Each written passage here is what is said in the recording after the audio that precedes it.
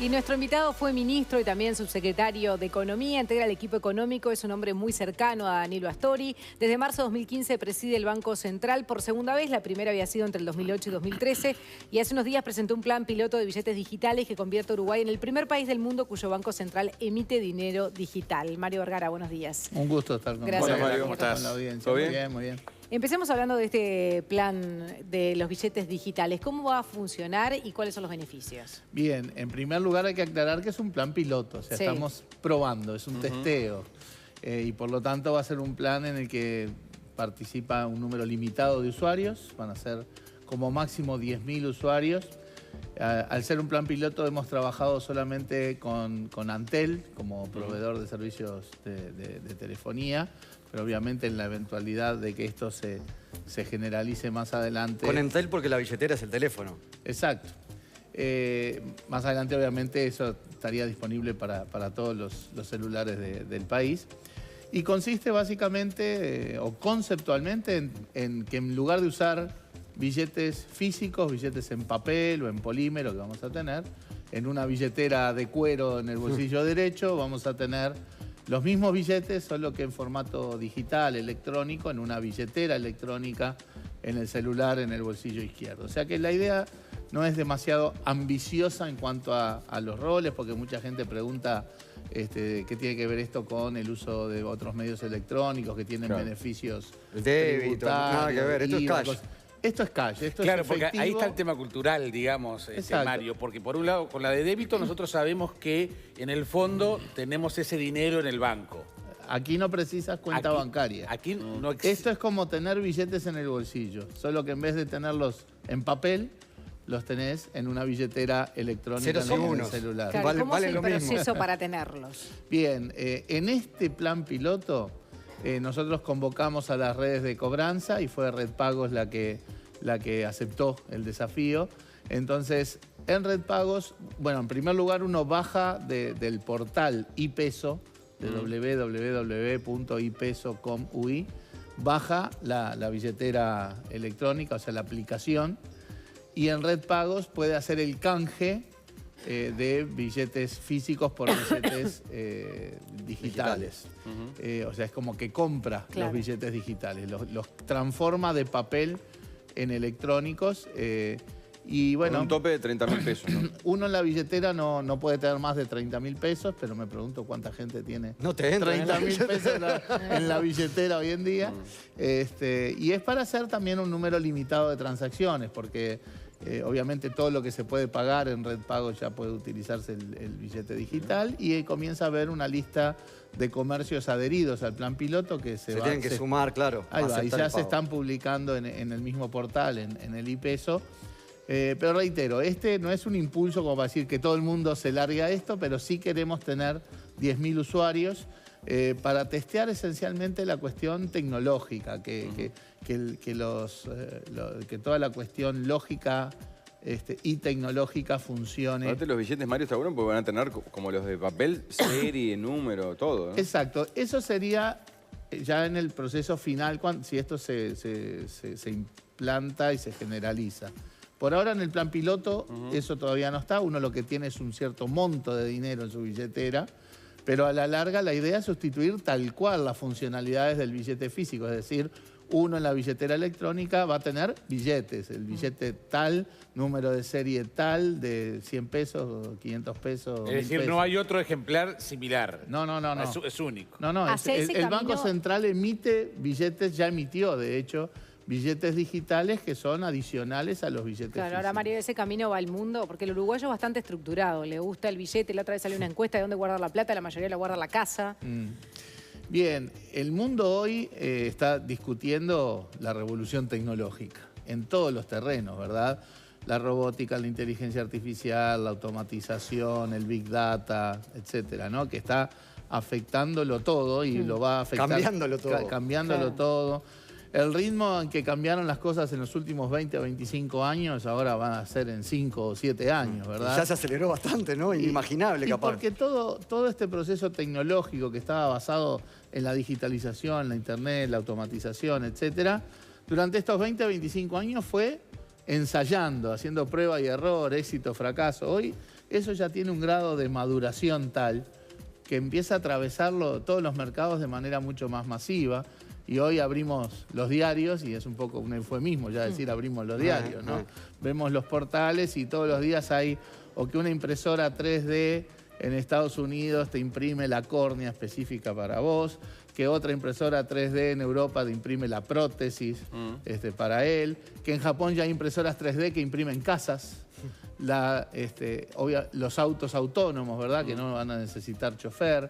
Los mercados organizados con plataformas electrónicas, ¿no? Uber, Airbnb, Alibaba, que alteran completamente el funcionamiento de los mercados, las relaciones laborales, desafían muchos tipos de empleos, crean otros. Modelos de negocio que cambian absolutamente. Absolutamente. A nivel de lo que es la actividad de bancos centrales, en las dos áreas principales también existen estos desafíos tecnológicos. Uno que tiene que ver con las monedas. Acá hay dos cosas diferentes. Uno son las llamadas criptomonedas, tipo el Bitcoin, Ethereum, ¿verdad? Que en realidad son monedas que se pueden utilizar para pagar, para atesorar, que no son emitidas por un banco central. No tiene el respaldo que habitualmente le da un banco central a una moneda. Exacto, no son emitidas por un banco central, se validan en el funcionamiento en la nube, ¿verdad? Por mecanismos diversos, costosos en general. Y que hasta ahora justamente el mecanismo de validación es costoso, demandante en energía y demás, y por lo tanto más bien se utilizan de manera restringida, más bien para atesorar valor que para utilizar como medio de pago. O sea, uno no ve normalmente que las cosas se paguen en bitcoins. Una cosa diferente es un billete emitido por un banco central en formato digital. Y en ese sentido es un tema sí que está en los bancos centrales del mundo conversando y probando, y nosotros un poco nos transformamos en la primera experiencia en este formato del plan piloto. ¿Es el primer banco central que emite de esta manera? Absolutamente. El Banco Central de Uruguay ha sido el primer banco central del mundo en emitir billetes digitales en esta prueba piloto. Y después también la cuestión tecnológica para los bancos centrales importa en el funcionamiento del sistema financiero, las plataformas tecnológicas, las llamadas fintech, ¿verdad? Y en ese sentido Uruguay, o nosotros desde el Banco Central, lo que hemos planteado es un grupo de trabajo con los bancos, las empresas de seguros, las bolsas de valores, pero también la Cámara de Fintech, la Cámara de Economía Digital, la ANI, ¿verdad? O sea, queremos entender qué es lo que están haciendo la Fintech, cómo interactúan con las entidades más tradicionales. La historia de la banca es la historia de la adaptación. Por lo tanto, uno no puede ver que los bancos hacen las cosas tradicionales por un lado y ahora vienen las plataformas tecnológicas y las hacen por otro lado. No, ahí también va a haber integración. Y bueno, para las responsabilidades que tiene el Banco Central, que es regular el sistema financiero, tenemos que entender bien qué es lo que está pasando en este sentido, porque las razones para la regulación, ya sea que se haga de manera física o electrónica, no cambian. El regulador tiene que seguir defendiendo los intereses de doña María y don José en el sistema financiero, o sea, de los inversores o los depositantes menos informados, y también prevenir lo que llaman los riesgos sistémicos, ¿verdad? Que el funcionamiento del sistema financiero siga funcionando de forma sistémica, valga la redundancia, para evitar los choques que ya hubo, por ejemplo, en Estados Unidos en 2008. Claro. Y en cuanto al sistema y los problemas que han tenido las farmacias que venden cannabis en nuestro país. Eso es una cuestión que no tiene nada que ver con lo tecnológico. No. Sí. Pero si es una cuestión legal. Bueno, el día que Estados Unidos cambie su ley federal, está todo arreglado. Inmediato, está todo arreglado. Tú viajaste justamente a Estados Unidos. Estuvimos, sí, con el prosecretario de la Presidencia en varias reuniones allá. Se encontró con un frontón, ¿no? Absolutamente. Impenetrable. Absolutamente. Algún día contaremos lo que fue la reunión en el Departamento del Tesoro, que si se quiere es realmente... No entiendes nada del proyecto nuestro. No, bueno, prácticamente. No es un tema pero solo ya tiene legalizado en varios nuestro. estados la marihuana. ¿Cómo fue esa reunión? Bueno, expliquemos primero entonces un poco el panorama general. Sí. En Estados Unidos tenés un marco normativo federal que rige para los 51 estados y después cada estado tiene marcos normativos en muchas áreas. 29 de 51 estados han legalizado de una u otra manera algún negocio de cannabis, la mayoría de carácter medicinal, algunos de carácter recreativo. Hay como mucha expectativa ahora en 2018, porque el 1 de enero California, que es probablemente el estado más poderoso, liberaliza el cannabis recreativo y también lo va a hacer Canadá, en fin. Pero entonces hay una contradicción jurídica en Estados Unidos, porque si bien a nivel de estados el cannabis está legalizado, a nivel de las leyes federales la marihuana sigue siendo ilegal. ¿Y ahí cómo hacen? Y por lo tanto los bancos que operan a nivel federal bajo la regulación federal no pueden tocar nada que tenga que ver con la marihuana. Así planteado suena razonable. Claro. La mayor parte del mundo del cannabis en Estados Unidos funciona en el mundo del efectivo. Claro. Y hay algunos servicios financieros que básicamente lo dan bancos locales, lo que llaman credit unions, o sea, que no tienen los vínculos con los bancos internacionales. No es el caso en Uruguay, que no tenemos banca de esa naturaleza. Los bancos en Uruguay, directa o indirectamente, utilizan... Depende de casa matriz. No, casas matrices o bancos, lo que llaman bancos corresponsales. Por ejemplo, el Brow. Bueno, en primer lugar, el Brow tiene una sucursal en Nueva York. O sea, que ya está regulada por las normas federales. Claro. Pero además necesita las líneas de corresponsales, o sea, las cuentas, porque el Brow y la banca en general mueven miles de millones de dólares por las cuestiones del negocio de comercio exterior, etcétera, y lo hacen a través de los bancos internacionales. Por lo tanto, es razonable que no arriesguen perder, que era bastante factible, esas cuentas. Y más en el entorno del Estados Unidos de hoy. Bueno, ¿qué les dijeron? Porque en el gobierno de Obama, en 2014, hubo algún intento, y a veces se pone énfasis en eso, que el Departamento de Justicia, el Departamento del Tesoro sacaron un memo tratando de habilitar, aun cuando el marco seguía siendo de ilegalidad a nivel federal. El gobierno de Estados Unidos cambió. El Departamento de Justicia no es el mismo, el Departamento del Tesoro definitivamente no es el mismo, y está más bien en una tesitura absolutamente contraria. ¿Cómo los trataron? No, muy bien, pero el representante del Departamento del Tesoro nos dijo directamente, estamos a la espera de lo que defina el presidente, etcétera, etcétera, pero si fuera por mí, revertiría absolutamente todo. O sea, para mí nos dijo algo así como algunos amigos míos en la DEA, piensan que la marihuana no es una cuestión sobre la cual haya que poner mucho foco, mucho énfasis, como que ser más laxos. Yo discrepo radicalmente.